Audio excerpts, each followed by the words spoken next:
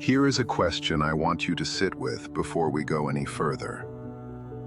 What if the version of you that feels most comfortable, most familiar, most like home, is the version that is keeping you trapped? Not your fears, not your past, not other people. The version of you that you have carefully constructed and polished and presented to the world for years. That one. Stay with me, because what comes next is the part no one tells you about self-knowledge. And if you leave before we get there, you will miss the only idea in this video that actually changes anything. We live inside a civilization that has built an entire industry around the idea of finding yourself. Podcasts, retreats, journaling frameworks, breathwork, therapy apps, morning routines. The market for personal identity has never been more crowded. And yet the people consuming all of this content have never felt more confused about who they actually are. That is not a coincidence. That is a symptom of a much deeper problem. And the problem is this: we have accepted a myth so fundamental, so woven into how we talk about human life, that we never stop to question it. The myth is that there is a true self waiting to be found, that underneath all the conditioning, the trauma, the social roles, and the people-pleasing, there is a pure, uncorrupted version of you. Stable, coherent, waiting like a seed beneath the soil. And all you have to do is clear away the noise, do the inner work, peel back the layers, and there it will be, your real self, finally revealed.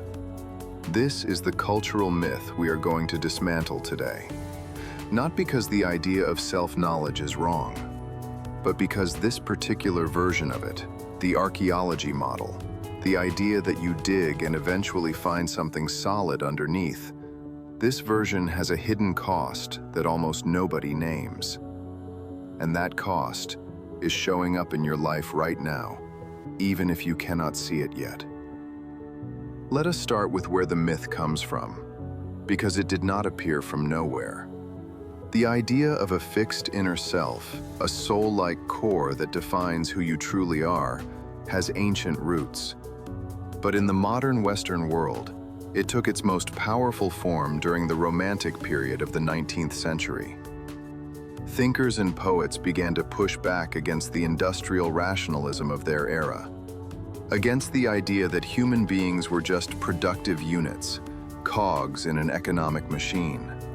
They said, no, inside each person, there is something irreducible, something that cannot be measured or manufactured, a unique inner essence that must be expressed, or it will slowly suffocate. This was a genuinely important corrective.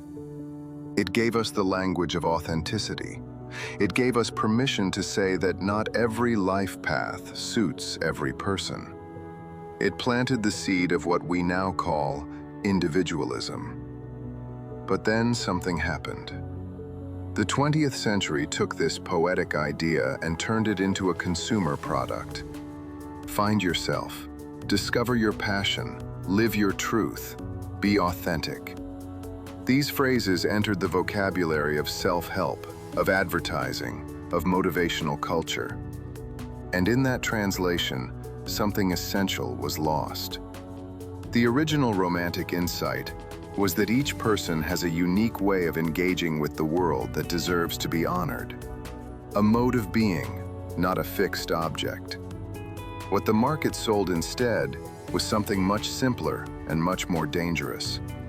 The idea that your real self is already complete, already whole, already there, and your only job is to uncover it. This is the myth, and it carries a cost. The first cost is this: if the self is fixed and waiting to be found, then the search eventually becomes a form of paralysis. Think about how many people you know who have spent years, sometimes decades, in a kind of permanent preparation for real life, trying to figure out their purpose before they commit to anything. Reading one more book, taking one more course, doing one more retreat. waiting to feel certain about who they are before they act, and the certainty never arrives.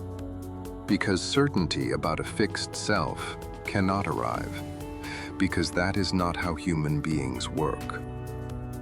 There is a philosopher who understood this more clearly than almost anyone in the 20th century.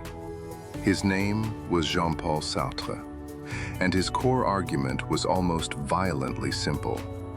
There is no pre-given human nature, no soul waiting in the wings, no essence you were born with that your life must express. Instead, Sartre said, existence precedes essence. You exist first, and then, through your choices, your actions, your commitments, you create what you are. This sounds liberating, and in one sense it is. But Sartre was honest about the other side of this coin in a way that most people who quote him are not. If you create yourself through your choices, then you cannot hide behind the myth of the true self. You cannot say, well, this is just who I am. You cannot say, I am waiting to discover my real purpose. You cannot defer the responsibility of living onto some future version of yourself that has finally figured it out. Because that future version will be built from the same raw material, choices made now, in uncertainty, without a map. Sartre called the alternative bad faith. And bad faith is not simply lying. It is a specific kind of self-deception. Bad faith is what happens when a person pretends that they have no choice. When they say, I had to do this because of who I am, when what they mean is, I chose this and I do not want to own that choice. It is the person who stays in the wrong career for 20 years and says, I am just not someone who takes risks. It is the person who repeats the same relationship pattern and says, this is just the kind of people I attract. It is the person who consumes years of self-help content and says, I am still working on knowing myself well enough to act. All of these are forms of bad faith. All of them are the myth of the fixed self in action. But here is where it gets genuinely uncomfortable. Because the self-knowledge industry, the very thing that promises to free you from confusion, can become the most sophisticated form of bad faith available. When self-knowledge becomes a project, something you are always working toward, always refining, always not quite finished, it functions as a permanent excuse. I cannot commit to this relationship yet. I am still doing the inner work. I cannot change careers yet. I have not fully aligned with my values yet. I cannot speak my truth in that difficult conversation yet. I am still processing.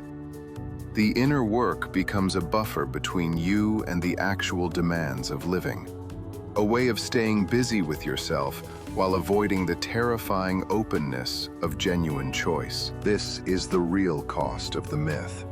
And almost no one who sells you self-discovery will tell you this. Now I want to slow down here, because I am not arguing that self-reflection is useless. I am not arguing that therapy is a trap or that introspection is a waste of time. What I am arguing is something more precise. There is a difference between self-knowledge as orientation and self-knowledge as excavation. Orientation means you reflect on your experience in order to act better. You notice patterns. You understand your reactions. You use that understanding to make wiser choices going forward. The reflection is in service of action. It points outward, toward life. Excavation means you reflect in order to find something beneath the surface. You believe there is a true self buried under the noise, and you will not rest until you find it. The reflection points inward forever. Life becomes a consequence of the search, not the other way around. The orientation model is Sartrean. The excavation model is the myth. And the reason this distinction matters so much right now, in this particular cultural moment, is that we are surrounded by tools and frameworks and communities that are designed around the excavation model. Social media feeds built on identity performance, personality frameworks that categorize you into fixed types, therapeutic language that can slide from useful self-understanding into a permanent narrative of being wounded and still healing. None of these are evil. All of them can be useful. But without the philosophical corrective, they reinforce the myth. They keep you oriented inward, toward a self you are always becoming, but never quite are. And here is what that costs you, in concrete, practical terms.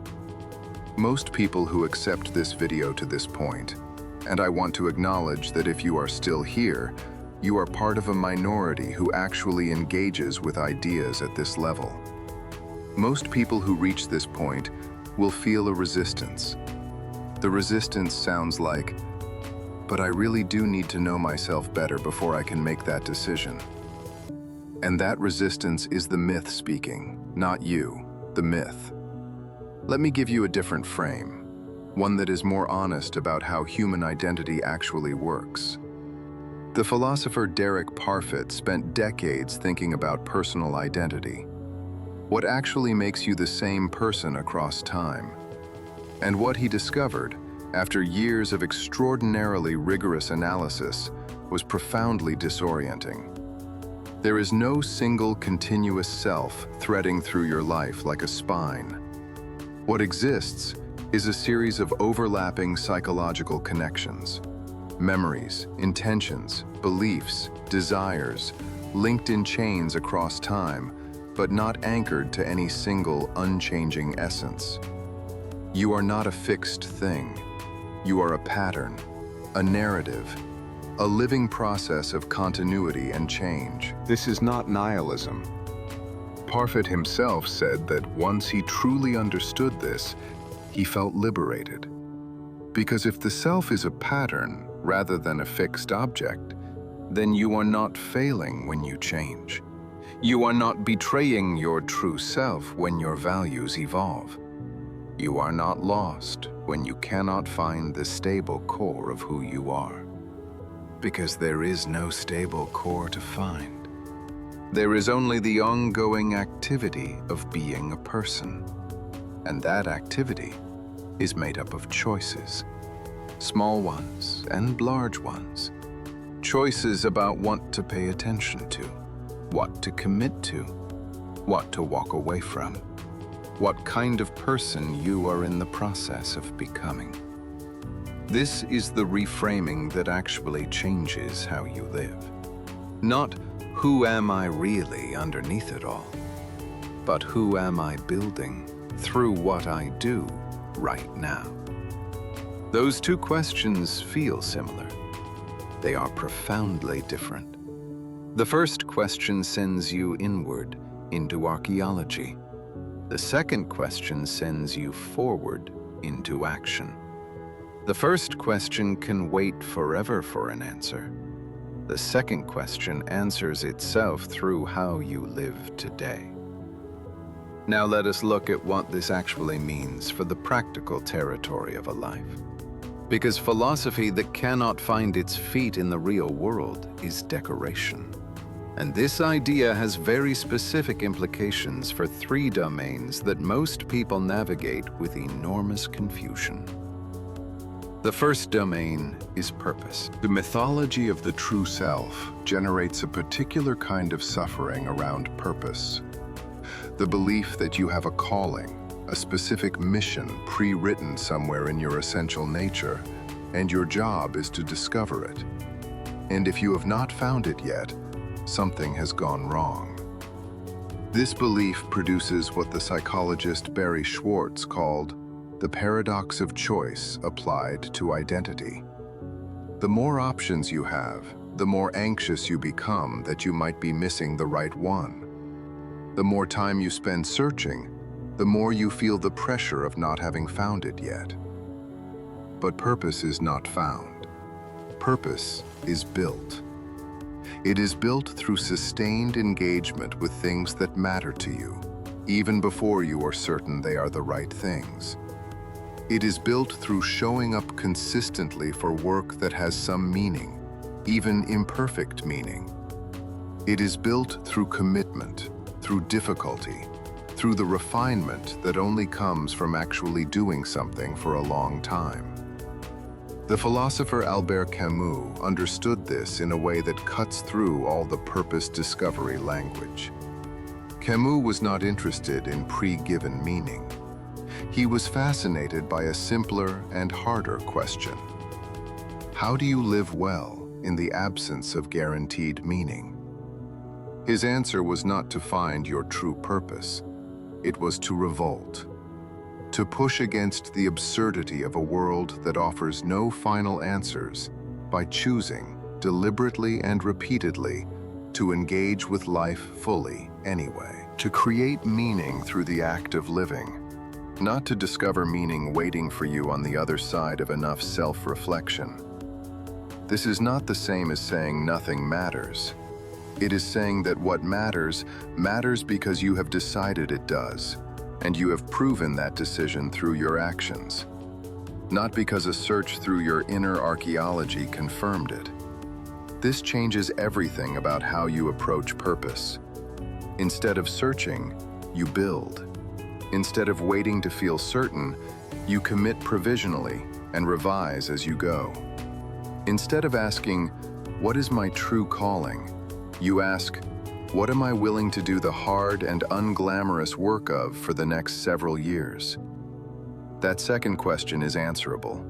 The first one keeps you waiting. The second domain where this reframing matters is relationships. One of the most common uses of the true self myth in contemporary culture is in the context of intimate relationships. The idea that you need to know yourself fully before you can truly love or be loved. That you cannot be in a healthy relationship until you have done enough inner work. That another person cannot complete you because you must first be complete within yourself. Again, there is something true in this. Entering a relationship in order to avoid yourself, using another person as a distraction from your own inner life, does tend to produce suffering. But the myth takes this reasonable caution and transforms it into something else. Into the idea that there is a version of you that is ready, psychologically healed, self-aware, fully individuated, and that you should wait for that version to arrive before you risk full intimacy. But no one arrives at that place, because that place does not exist. What actually happens in genuine intimate relationships is philosophically interesting. You do not bring your complete self to another person. You become, in part, through the encounter with them. Your identity is not a precondition of the relationship. It is, in part, a consequence of it. The moral philosopher Charles Taylor argued that identity is fundamentally dialogical, meaning it is not something constructed in isolation and then brought to the world. It is constructed through conversation, literal and metaphorical, with others, with a partner, a community, a tradition, a culture. You find out who you are not by going inward until you reach bedrock. You find out who you are by living in relation to others and paying attention to what that reveals. This does not mean you should ignore patterns of self-destruction in relationships. It does not mean all relationships are therapeutic. It means that the perfectionist logic of, "I need to be fully formed before I can be fully present," is another form of the myth keeping you away from actual life. The third domain is the one we speak about least, and I think it is the most important. That domain is integrity under pressure. Because here is the deepest problem with the true self myth. It is not just that it creates paralysis or romantic perfectionism. It is that it gives you a very unstable foundation when life actually gets hard. When you believe your identity is something you found, something that was always there waiting, then any significant challenge to that identity feels like a threat to your very existence. You build a career around your supposed true nature, and then circumstances change and the career no longer works. Who are you now? If your identity was anchored in that discovery, the answer feels like nobody. You commit to a version of yourself after years of inner work, and then you encounter a situation that reveals you are capable of things you thought were outside your character. A cruelty you did not expect, a cowardice that surprises you, a desire that contradicts the story you built around your authentic self. If you believe in the found self, these moments are catastrophic. They mean the excavation failed. You still have not found the real you. But if you hold the alternative view, if you understand the self as something built rather than found, then these moments are simply information. They are data about where your work needs to go. They do not shatter an identity, they refine a process. This is not just philosophical comfort. It is a practically superior way to navigate a life that will, without question, include disruption, failure, and contradiction. Stoic philosophy, in particular the work of Epictetus, offers something important here. Epictetus was not interested in the inner archaeology of the self. He was interested in character, and character for him was not discovered, it was exercised. Your identity was not what you found when you looked inside yourself in quiet moments. Your identity was what you did when things went wrong, how you responded under pressure, whether you acted in accordance with what you said you valued, or whether you abandoned that under stress. Character is not revealed by self-knowledge. Character is built by action, and it is tested and refined and proven by difficulty. This is a fundamentally different model of what it means to be a person, and it is, I would argue, a more durable one. Save this video, because what I am about to say is the piece that ties this all together, and it is the piece that most people, even people who have been engaged with philosophy for years, have not put together in quite this way. The myth of the true self is not just philosophically wrong, it is morally convenient, and that is why it persists. If there is a true self waiting to be found, then there is always an excuse for not acting yet, not committed yet, not certain enough yet, not healed enough yet. But if identity is something you build through action, then you are responsible right now. Not when the inner work is finished, not when the next retreat delivers the insight you have been waiting for. Now, today, with the choices you are actually making. This is the interpretive twist that the original myth prevents you from reaching. Self-knowledge in the excavation model is ultimately a way of deferring the accountability of choice. Self-knowledge in the orientation model, Sartrean, Stoic, Parfitian, is a way of taking that accountability more seriously, of using reflection not to find a self, but to check whether your actions are coherent with the person you are in the process of choosing to become. The question changes. Not, who am I really? But, are the choices I am making right now coherent with the person I am deliberately constructing? And if not, what am I going to do about that today? I want to be honest with you about something before we close. This shift is not comfortable. The myth of the true self is seductive because it is gentle. It says you are complete somewhere inside you. It says the journey is one of discovery, not construction. It says you deserve to take the time you need. The alternative I am describing says something harder. It says you are never complete. It says the self is always under construction. It says the time you need is not time to search. It is time to act, to commit, to fail, to revise, and to act again. But this harder view is also, paradoxically, more compassionate, because it means your failures do not prove you have not found yourself. They are part of the process of building yourself. Your contradictions do not mean the excavation has not gone deep enough. They are simply what it looks like to be a complex human being in the middle of a life. You are not a hidden treasure. You are an ongoing project. And the difference between those two frames is the difference between a life spent searching and a life spent building.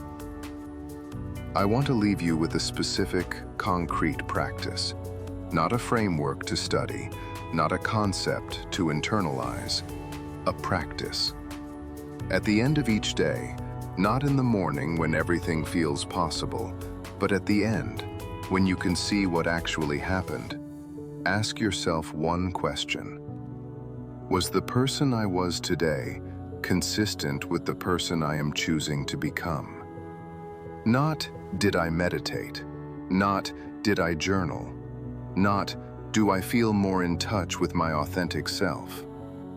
Just, were my actions today coherent with the identity I am building through those actions?